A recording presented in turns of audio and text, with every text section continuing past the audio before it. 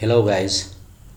In previous video में हम लोग डिस्कस किए थे सिंक्रोनाइज मेथड के बारे में, सिंटैक्स ऑफ सिंक्रोनाइज मेथड और एग्जाम्पल के बारे में हम लोग डिस्कस किए थे। अभी हम जा रहे हैं डिस्कस करने सिंक्रोनाइज ब्लॉक के बारे में। What is synchronize block, syntax of synchronize block and example of synchronize block के बारे में डिस्कस करने जा रहे हैं। ओके, तो सबसे पहले तो हम लोग को जानकारी होना चाहिए इसका डेफिनेशन क्या होता है, सिंक्रोनाइजेशन ब्लॉक कहने का अर्थ क्या है। पहले इसके बारे में हम लोग जानते हैं। Synchronization block of the entire method is not get synchronized, only the specific sequence of line in method get synchronize. इसका कहने का अर्थ क्या है, सिंक्रोनाइज ब्लॉक का अर्थ क्या है। जैसे कि सिंक्रोनाइज मेथड हम लोग जब यूज़ किए थे तो उसमें क्या था, होल मेथड को सिंक्रोनाइज किया था। लेकिन सिंक्रोनाइज ब्लॉक में कहने का मेथड के अंदर, एक मेथड के अंदर बहुत सारे लाइन है।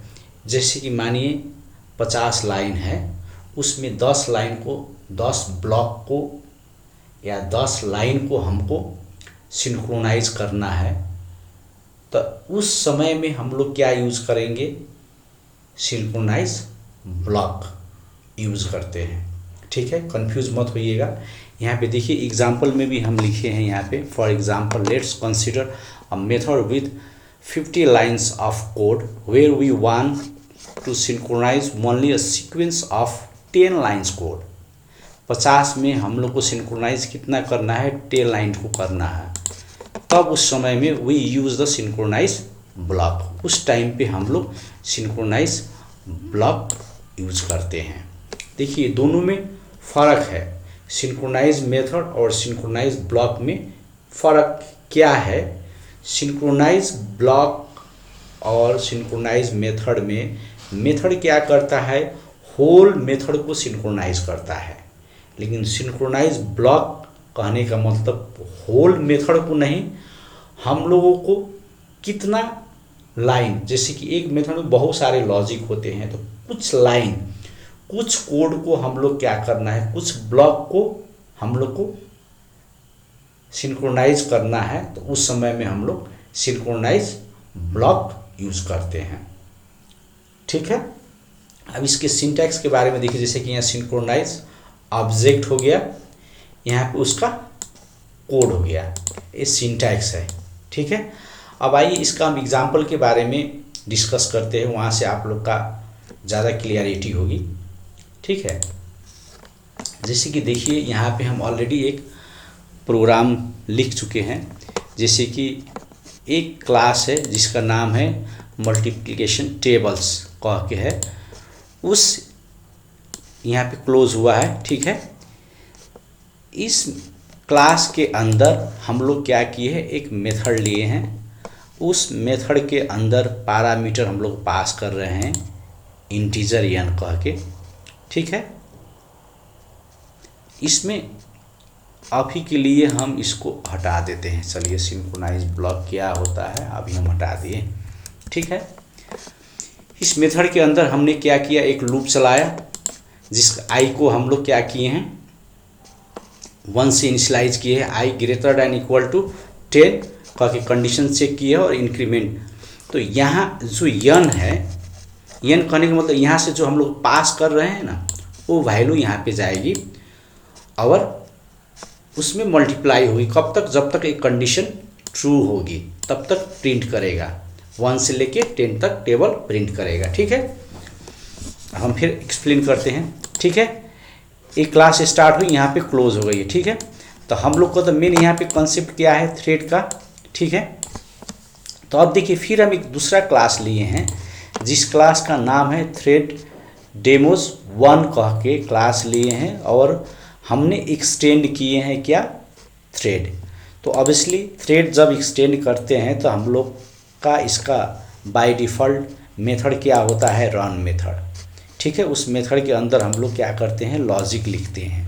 ठीक है, लेकिन यहाँ पे तो हम लॉजिक लिख रहे हैं, लेकिन ये जो है ना, ये मेथड कहाँ का है, इस क्लास का है। ठीक है, तो ऑब्वियसली हम लोग यदि दूसरा क्लास, यदि ये क्लास है और ये दूसरे क्लास में हम लोग यदि कॉल कर रहे हैं इस मेथड को, तो ऑब्वियसली क्या करना पड़ेगा, इस क्लास का ऑब्जेक्ट क्रिएट करना पड़ेगा या रेफरेंस लेके हम लोग यूज़ करना पड़ेगा। ठीक है, तो यहाँ पे वही इसी क्लास का हमने क्या किए हैं, यहाँ पे रेफरेंस लिए हैं। ठीक है, ये हो गया कंस्ट्रक्टर। कंस्ट्रक्टर कहने का मतलब क्लास का नाम जो सेम होता है। देखिए यहाँ पे कंस्ट्रक्टर, इस कंस्ट्रक्टर के अंदर हम पैरामीटर इस क्लास का रेफरेंस हम पास किए हैं।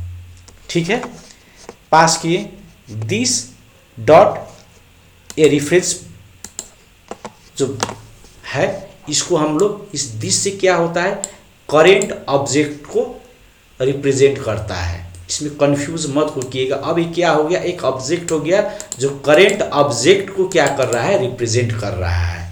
अब इस ऑब्जेक्ट यहाँ पे देखिए, इसीलिए हमने क्या किया है, रन मेथड में इस ऑब्जेक्ट डॉट हम लोग क्या कर रहे हैं, इस मेथड को हम लोग कॉल किए हैं।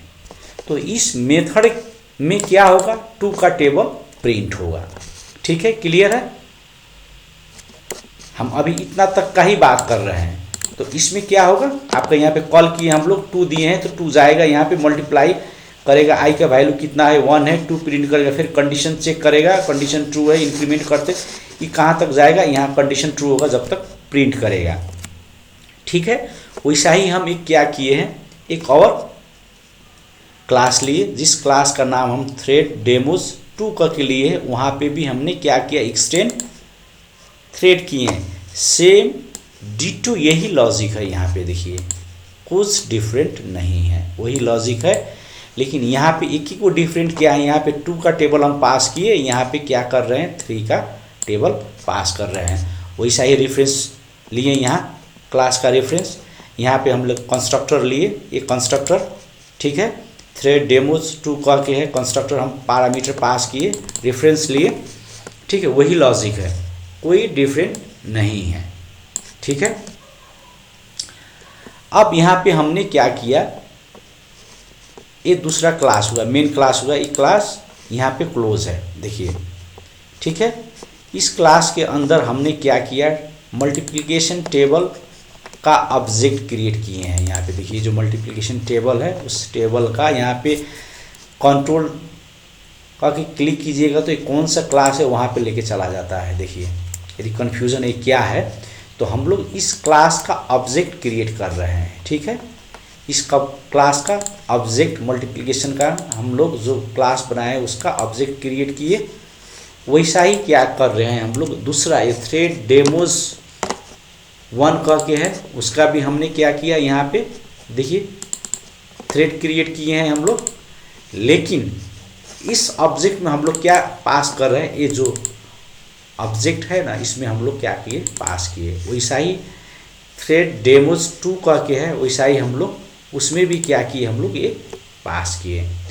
जब थ्रेड हम लोग यूज़ कर रहे हैं, रनेबल मेथड जब हम लोग यूज़ कर रहे हैं, तो ऑब्वियसली क्या करना पड़ेगा, उस ऑब्जेक्ट को हम लोगों को तो स्टार्ट करना पड़ेगा, तभी जाके क्या होगा, रन मेथड कॉल होगा।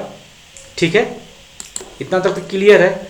अब देखिए यहाँ पे हम लोग जो कॉन्सेप्ट है सिंक्रोनाइजेशन ब्लॉक का, वो हम लोग अभी यूज़ नहीं कर रहे हैं। अब देखिए हम इसी को पहले सेव करके हम रन करते हैं, आउटपुट क्या आता है, तब फिर सिंक्रोनाइज ब्लॉक का जो कॉन्सेप्ट है हम ब्लॉक क्लियर करेंगे। ठीक है,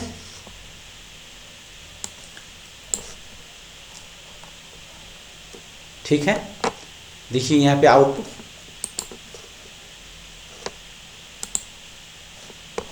डिफरेंट आ रहा है। ठीक है, आप जितना बार कीजिएगा, 1 मिनट हम यहाँ पे इसको रिफ्रेश, ये पहले का ही ले रहा है, हम इसको रिफ्रेश कर रहे हैं। ठीक है। अब यहाँ पे देखिए, हम इसको देखिए डिफरेंट आ रहा है। एक बार और रन कर रहे हैं।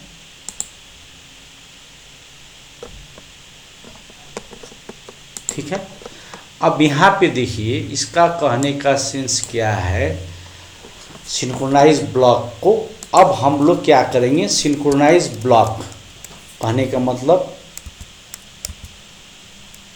हम यहाँ पे जो सिंक्रोनाइज यूज़ किए थे,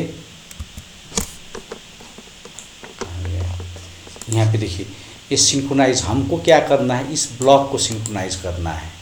ठीक है, इस ब्लॉक को देखिए, तो हम लोग पहले क्या करते थे, ब्लॉक मेथड में सिंक्रोनाइज ब्लॉक, यहीं पे मेथड में हम लोग सिंक्रोनाइज कर रहे थे, सिंक्रोनाइज मेथड बना रहे थे। लेकिन सिंक्रोनाइज ब्लॉक में किस, सपोज मानिए यहाँ पे भी मानिए ना बहुत सारे कोड है, एग्जाम्पल के लिए बहुत सारे कोड है। ठीक है, यहाँ पे भी मानिए बहुत सारे कोड है।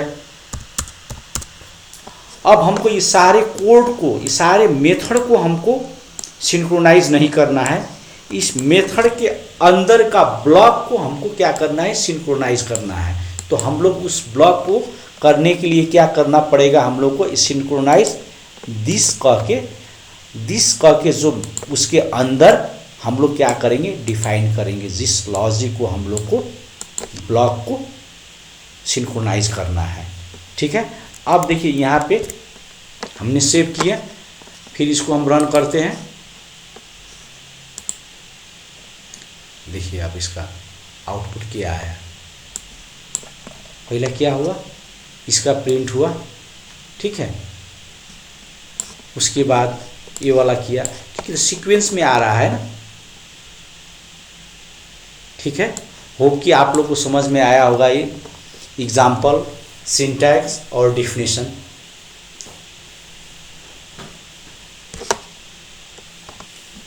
लाइक, सब्सक्राइब, शेयर ज़रूर कीजिए कि फिर हम नया वीडियो बनाए तो आप लोग के पास पहुँचे। Thank you for watching this video.